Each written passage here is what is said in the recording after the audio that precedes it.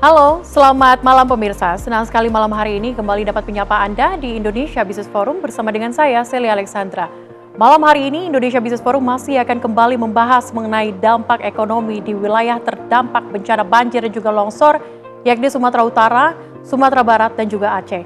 Kami akan melihat bagaimana kemudian kerugian ekonomi yang akibatnya ini mengakibatkan ataupun terjadi di lokasi terdampak. Kita lihat kerugian ekonominya ini total 28,8 triliun rupiah sampai dengan 37,1 triliun rupiah.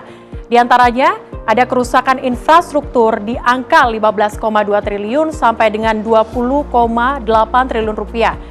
Kedua adalah kehilangan produksi ekonomi, aktivitas ekonomi terhambat dan membuat kerugian 9,5 triliun rupiah sampai dengan 11,4 triliun rupiah. Begitu pula dengan beban rumah tangga yang menurun di angka 4,1 triliun rupiah hingga 4,9 triliun rupiah. Kita akan lihat bagaimana kemudian dampak makroekonominya di 3 lokasi terdampak berikut ini. Di sini kita bisa melihat pemirsa bagaimana pertumbuhan ekonomi akan terkoreksi 0,8% hingga 2,5% di 3 wilayah tersebut. Begitu pula inflasi akan meningkat di angka 0,3% hingga 1,2%. Kita juga lihat bagaimana kemudian pengangguran yang berakibat terhadap dampak bencana di sana. Pengangguran pemirsa akan meningkat di angka 1,2% hingga 3,5%. Investasi di 3 wilayah terdampak akan menurun 1,3% hingga 4,0%. Ini adalah data yang dibuat langsung oleh ekonom FEB UI Fitra Faisal yang kemudian dibuat untuk kita tampilkan hari ini dan juga menjadi proyeksi dan juga prediksi dampak ekonomi di 3 wilayah tersebut. Bagaimana kemudian pemirsa dampak ekonomi secara keseluruhan yang tadi sudah kita lihat bersama?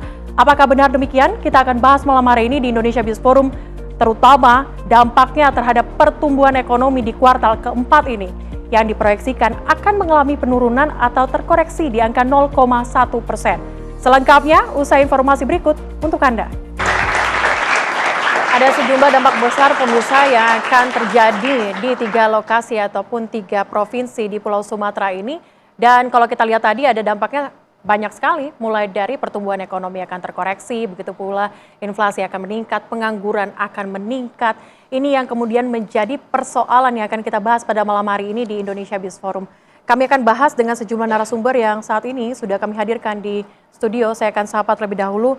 Ada Fitra Faisal, tim pakar Badan Komunikasi Pemerintah. Selamat malam, Mas Fitra. Selamat malam. Baik. Saya juga ingin menyapa Beni Sutrisno, Waketum Kadin. Selamat malam, Pak Beni. Selamat malam.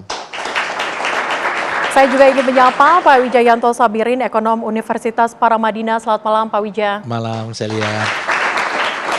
Dan saya juga ingin menyapa Pak Buchari Bahter, ini Ketua Kadin Sumatera Barat. Selamat malam, Pak Buchari.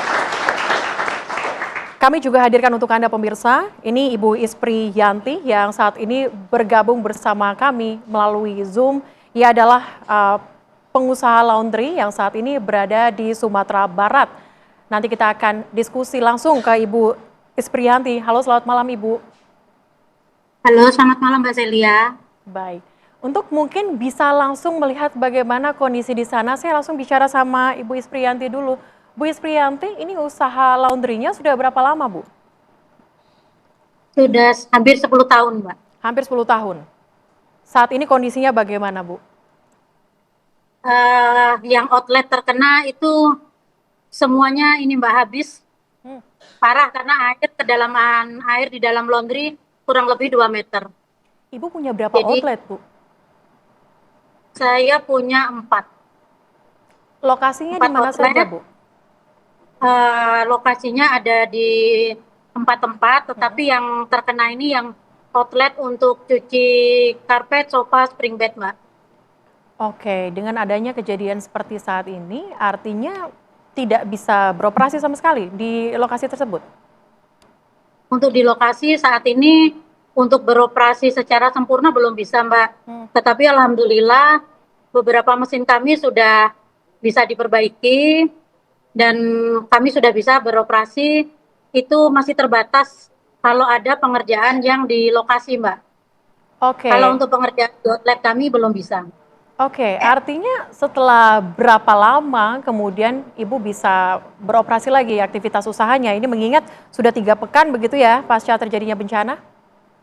Iya.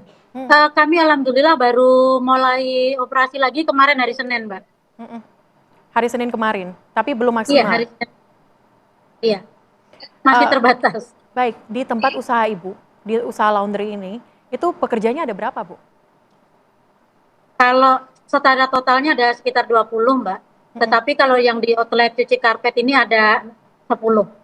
Ada 10 orang. Apakah saat ini dimaksimalkan semua bekerja atau bagaimana?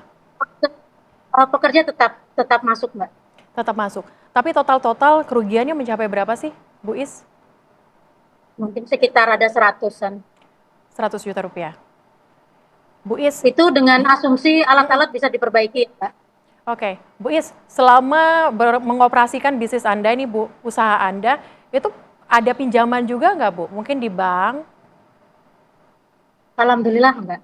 Oke, berarti tidak ada pinjaman di bank. Tapi kira-kira untuk kembali melakukan kegiatan bisnis dengan kerugian sekitar 100 juta, itu kira-kira nanti akan ditutupi dengan apa, Bu Is? Untuk saat ini belum tahu, Mbak. Kami Hmm, masih belum berpikir ke arah sana. mm-mm. Eh, yang utama kami sekarang pulihin dulu seberapa yang kami bisa. Itu yang kami jalankan dulu. Mungkin ke depannya pikiran kami yang pertama adalah untuk relokasi tempat ya, Mbak ya. Karena kondisi begini takutnya kalau nggak belum ada apa ya antisipasi dari pemerintah kan juga kemungkinan akan terkena lagi. Oke, kira-kira mau direlokasi di mana, Bu? Ya kemungkinan kami cari tempat yang Hmm. lebih jauh dari sungai atau yang lebih tinggi gitu, Mbak. Oke, berarti selama ini itu bukan tempat pribadi, Bu ya? Itu tempat sewa begitu ya? Nah, yang ini kebetulan masih sewa. Oke, Bu Is, di sini ada perwakilan dari pemerintah juga. Apa yang ini Ibu sampaikan mengenai usaha Ibu yang juga mengalami kerugian akibat adanya bencana tersebut, Bu? Eh, mungkin ya kami pengen apa ya di support gitu, di support eh, gimana ininya pemerintah nantilah gitu. Apakah mereka misalkan menyediakan pendampingan atau menyediakan pinjaman lunak atau gimana nanti saya belum saat ini belum kepikiran juga gitu, Mbak. Oke, masih belum kepikiran sama sekali. Baik, saya langsung ke Mas Fitra. Mas Fitra, minta tanggapan Anda dong soal usaha di lokasi terdampak, termasuk usahanya Ibu Is yang memang kerugian mencapai 100 juta begitu. Bagaimana kemudian pendampingan yang akan dilakukan pemerintah? Ya Mbak Celia, jadi turut prihatin kepada Ibu sebagai em, orang yang berasal dari Sumatera Barat juga, saya merasa sangat berempati ya terkait dengan teman-teman yang terdampak di Sumatera. Nah, kaitan dengan itu, maka sebelum saya menjawab yang ini tadi Mbak Celia, tanggal 29 November saya membuat perhitungan dan kemudian baru saya serahkan kepada pihak-pihak terkait tanggal 1 Desember yang tadi Mbak Celia sampaikan. Jadi ada kerugian dampak ekonomi dari lower bound-nya 28,8 triliun rupiah, kemudian upper bound-nya itu 37,1 triliun rupiah. Kemudian saya merancang juga skenario dana recovery yang jumlahnya 51 triliun rupiah. Nah, kebetulan kemarin dari Kepala BNPB juga melaporkan kepada Presiden tinjauan yang dari lapangan dan nilainya 51,8 triliun rupiah. Artinya apa yang saya buat terjustifikasi di lapangan. Nah, itu buat apa saja? Nah, kalau kita sudah melihat bahwa ini yang usaha Ibu ini adalah masuk ke kategori services yang mana itu juga kalau dalam perhitungan saya terdampak household income-nya lossesnya sekitar 28%. Oke. Paling tinggi itu, 35% bahkan ya. Yang kedua itu sektor transportasi 28%. Jadi ibu ini bersama dengan ibu dan bapak yang lain yang berada di jasa services dan tourism memang memiliki potensi income yang signifikan jatuhnya. Dan oleh karenanya itu yang saya sampaikan juga dalam perhitungan saya bahwa dibutuhkan untuk segera menyalurkan dana kompensasi ini dan window-nya cuma 60 hari sampai paling tinggi 6 bulan. Kalau sudah lewat dari 6 bulan, maka akan ada scaring effect. Scaring effect artinya ya tidak pulih lagi, itu akan terdegradasi terus ya, dan tergerus potensi ekonominya.